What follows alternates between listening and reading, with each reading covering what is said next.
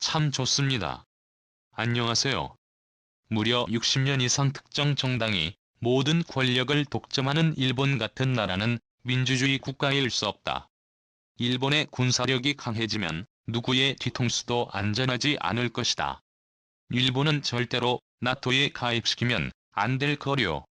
일본을 나토에 가입시키면 일본은 자신들의 목적을 위해서 나토를 이용할 가능성이 아주 높습니다. 러시아나 중국을 일본이 의도적으로 분쟁을 일으켜서 나토와 러시아 중국과 전쟁을 일으키도록 의도적으로 충돌을 일으킬 겁니다. 그래서 일본 자기의 국익을 위해서 문제를 만들어 놓고 나토가 개입해서 일본 분쟁을 나토가 해결하게 만들 게 분명합니다. 그러니까 일본이 전쟁을 일으켜 놓고 나토가 자동 개입으로 3차 대전 가능성이 아주 많아집니다. 일본이 나토의 군사동맹을 이용해서 고의로 러시아 분쟁과 중국 분쟁을 충돌을 야기하겠죠. 한국이 북대서양조약기구 나토의 공식 회원국으로 초청을 받게 됐다고 하는데요. 놀랍게도 한국과 달리 일본은 공식 초청국으로 배제되었다고 합니다. 우크라이나 러시아 전쟁 직후 급속도로 가까워졌던 미국과 일본 두 국가 사이가 갑자기 냉랭하게 바뀌면서 한국이 일본 자리를 꿰차고 미국의 주요 동맹국으로 발돋움한 것이죠. 일본이 이렇게 된 데에는 특별한 이유가 있다고 하는데요. 대체 무슨 이유 때문에 이렇게 된 것일까요? 지금부터 자세한 이유를 설명해 드리겠습니다. 유럽은 한 세기 전 파멸과 다시 마주하고 있다. 한국을 방문한 북대서양조약기구 나토 군사위원회의 로바로 위원장은 현재 유럽이 겪고 있는 문제가 유럽만의 문제가 아니라고 호소하며 대외적인 협력을 요청했습니다. 한국을 찾은 그는 우크라이나 러시아 전쟁에 있어 한국의 지원이 우크라이나에게 있어 큰 도움이 될 것이라고 판단 이를 위해 한국의 도움을 요청하고자 한국을 방문했다고 밝혔는데요. 2017년부터 4년간 네덜란드의 합참의장을 역임했던 그는 2021년부터 나토 군사위원회를 맡으며 나토 회원국이 아닌 우크라이나 전쟁에 직접적으로 나토가 개입하는 것은 확전이라 나설 수 없지만 국제적인 공조를 위해 뒤에서 지원하는 것은 가능하다며 나토와 다른 국가와의 공조를 강조했는데요. 나토의 중책을 맡은 그가 한국을 우선적으로 방문한 것은 한국이 세계 평화에 있어 중요한 역할을 맡고 있다는 것을 시사했습니다. 이는 미국도 마찬가지인데요. 작년 미국은 나토의 협력국으로 한국을 콕 집어 나타와 한국 사이에 다리를 놓은 적이 있습니다. 한창 중국과 미국 사이에 줄다리기가 이어질 때 미국은 동맹 전사를 확대하기 위해 한국과의 공조에 공을 들였는데요. 그 일환으로 나토 회원국과 한국 사이를 미국이 연결한 것입니다.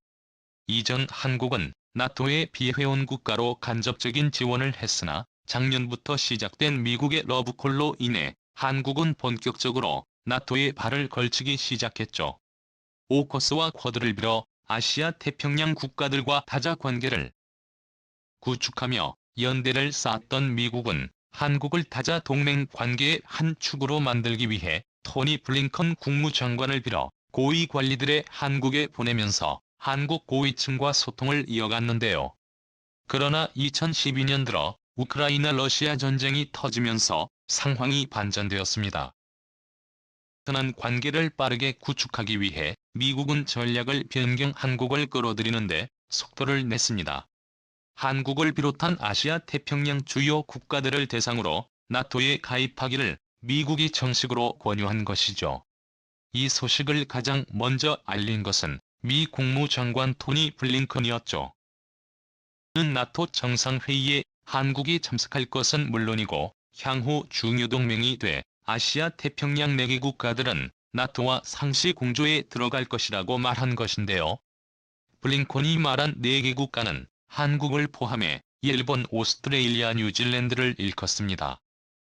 오는 6월 열리는 회담의 4개 국가의 참석을 이야기하면서 한국이 정식 나토 회원국으로 승격될 수 있다는 주장도 등장했는데요.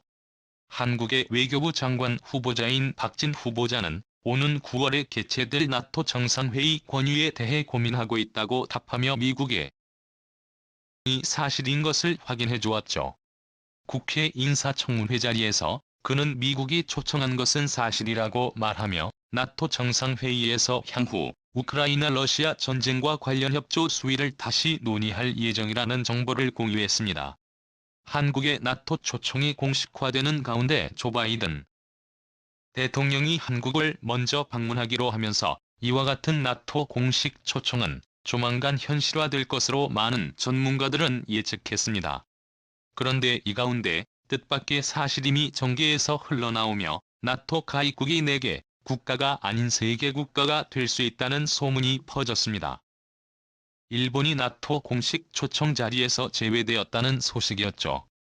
러시아와 거리를 두며 미국과의 공조를 강화하는 가운데 일본은 그 어떤 국가보다도 먼저 미국의 손을 잡은 나라로 향후를 미국의 태평양 플랜에 있어 핵심 국가가 될 것으로 많은 군사 전문가와 외교 전문가가 바라봤는데 이는 일본에서도 마찬가지였죠. 일본 산케이 신문은 일본 정부 관계자를 인용해 미국을 중심으로 한 로커스 워크스 동맹에 일본이 한 자리를 차지할 수 있다는 소식을 알린 바 있었죠. 로커스가 추진하는 극초음속 무기 개발과 더불어 전자전 전력 강화에 일본의 력을 끌어들일 계획이고 현재 명칭인 로커스를 일본을 포함해 조카스 자쿠스로 바뀔 수 있다며 명칭 변경까지 논의가 되었다는 소식을 전달했는데요. 한 차례 아시아판 아트 구상을 계획한 미국 입장에서도 일본의 참전은 거부할 이유가 없는 상황. 중국이 러시아의 편을 들며 미국의 속을 끓이고 있는 가운데 든든한 동맹이 될 수 있는 일본을 마다하기 어려운 것은 사실입니다. 그럼에도 불구하고 미국은 이번 나토 초청에 일본을 배제하고 한국만을 공식 초청하기로 가닥을 잡은 것이죠. 이러한 결단의 중요한 근거는 바로 일본의 재무장입니다. 미국과 달리 일본이 독자적으로 재무장을 추진 심지어 미국이 민감하게 생각하는 핵무장까지 이야기하며 일본이 급격하게 과거 일본 제국주의 시절로 돌아가려고 했기 때문입니다. 제2차 세계대전 당시 일본의 진주만 공습으로 많은 미국인들이 다치거나 죽었던 사실을 기억하는 미국은 일본의 재무장에 대해 경계를 늦추지 않았는데요. 중국을 견제하기 위해 적을 들이지 않아야 하기에 미국은 일본과 공조를 늦추지 않으며 협력을 강화했던 것이죠. 그런데 최근 일본이 미국 몰래 군사력을 이동 대만과 가까운 최남단 지역에 병력을 집중시키고 있다는 사실이 드러난 것입니다. 미국은 이 사실을 모르고 있다가 알게 되었다고 하죠. 일본 최남단 오키나와에서 비행기로 1시간을 더 들어가야 나오미야코 섬에는 육상자위대 미사일 본부가 들어섰는데요.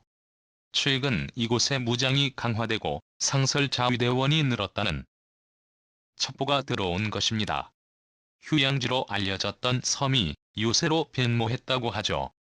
일본 최서단에 위치한 요나구니 섬 역시 일본 자위대 부대가 배치미사일 부대는 물론이고 전자전 부대를 배치했다고 합니다.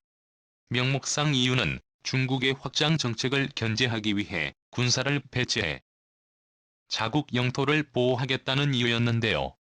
미국은 이 사실에 대해 전혀 보고받지 못했다는 게 문제였습니다.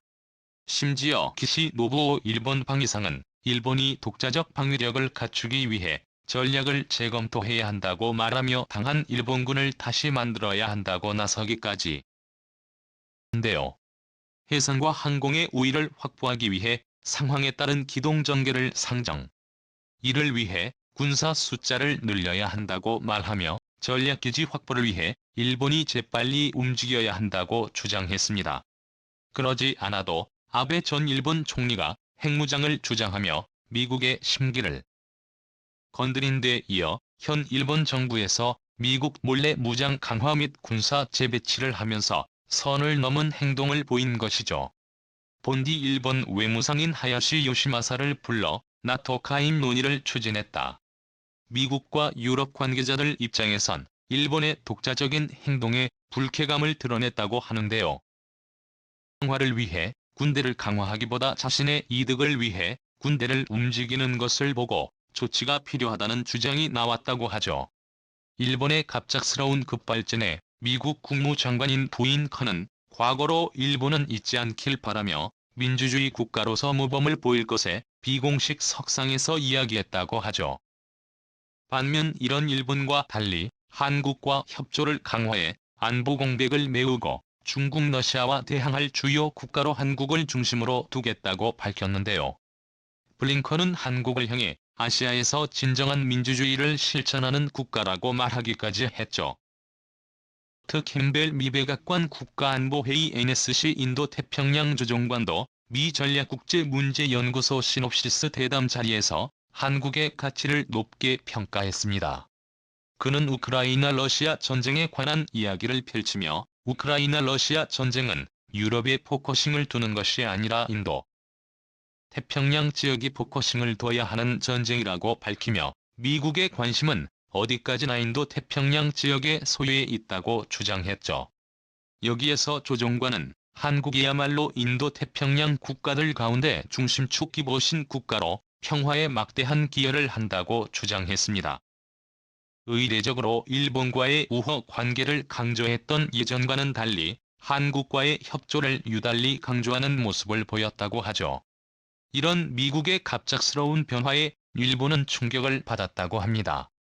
최근 제이크 설리번 국가안보보좌관과 아키바 타케요 일본 국가안전보장국의 NSC 장이 실무회담을 위해 워싱턴에서 회담을 했을 때도 일본은 나토와 관련해 어떤 이야기를 듣지 못했다고 밝혔는데요.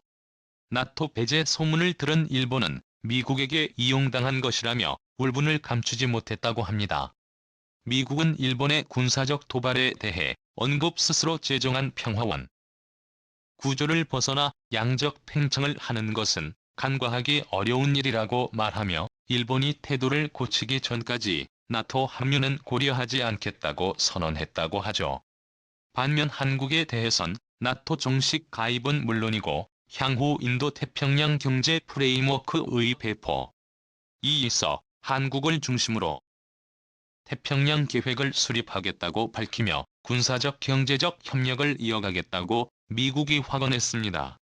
일본을 제치고 한국이 동아시아 평화의 주춧돌이 되는 가운데 한국이 세계 평화에 기여할 수 있는 국가가 되길 바라며 선진국으로서 제 역할을 다할 수 있기를 기원하겠습니다. 결